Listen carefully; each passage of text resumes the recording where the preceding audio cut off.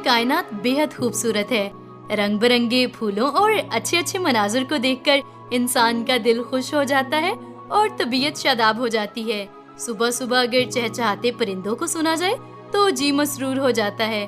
और कुछ कीड़े भी ऐसे ही हैं जो कुदरत की खूबसूरती में मजीद इजाफा करते हैं, और इन्हीं में से एक तितली भी है।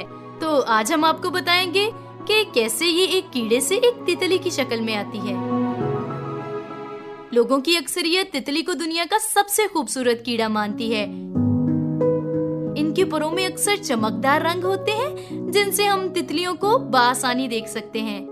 इनके परों में ये पेचीदा डिजाइन्स की बदौलत ये आर्ट के एक शाहकार की तरह नजर आती हैं। तितली की जिंदगी का सफर बहुत ही दिलचस्प है और यही सफर इसे उड़ने के काबिल भी बनाता है।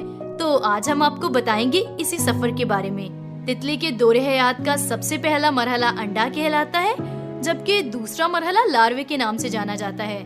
तितली के लार्वे का आम नाम कैटरपिलर होता है और कैटरपिलर के सुपुर्द ये काम होता है कि वो ज्यादा से ज्यादा खाना खाए। जब ये कैटरपिलर खूब खाना खाकर बड़ा हो जाता है तो ये क्रिसालिस कहलाता है। ये तितली के दौरे हयात का तीसरा मरहला है। ये मरहला बहुत सारी तब्दीलियों से गुजरता है और इसके बाद एक मुकम्मल तितली वजूद में आती है। तब्दीलियों के इस सारे अमल को मेटामॉर्फोसिस कहा जाता है। अब हम बात करेंगे तितली के हिस्सों के बारे में। तो तितली का सबसे नुमाया हिस्सा इसके पर होते हैं। तितली के 4 पर होते हैं। आप ये सोच रहे होंगे कि अभी तक तो हमें यही मालूम था कि तितली के 2 पर होते हैं, लेकिन मैं आपको बताती चलूं कि तितली के 2 बड़े परों के पीछे 2 छोटे पर भी होते हैं और इस तरह कुल मिलाकर तितली के 4 पर होते हैं। तितली के जिस्म का वो हिस्सा जिसमें पट्टे मौजूद होते हैं और जिस हिस्से से पर जुड़े होते हैं वो छाती कहलाता है।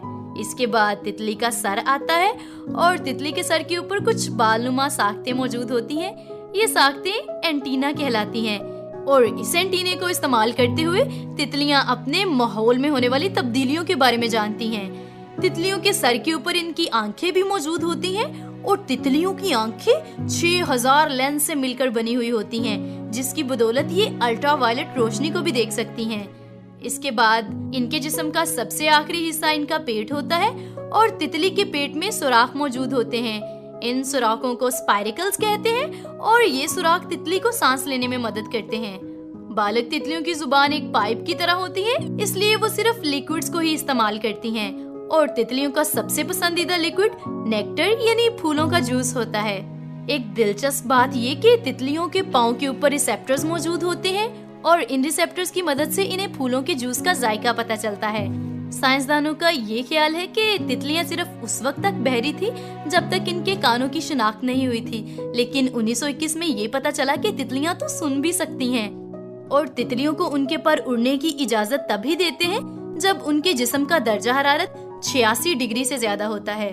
तेज तरीन तितलियां 30 मील फी घंटा की रफ्तार से उड़ सकती हैं।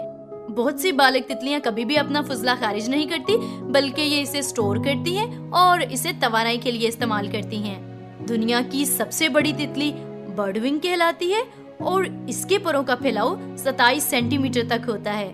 साइंसदानों का अंदाजा है कि तितली की 15,000 से लेकर 20,000 तक इकसाम पाई जाती हैं। तितली की इस कदर उम्दा और पेचीदा तख्लीक खुदा ताला की अजमत का मुंह बोलता सबूत है और हमें ये बात बावर कराती है कि द्यो कामत जानवर हो या नन्ना सा कीड़ा तितली, इन सब की तख्लीक करने वाली खुदा ताला ही की जात है।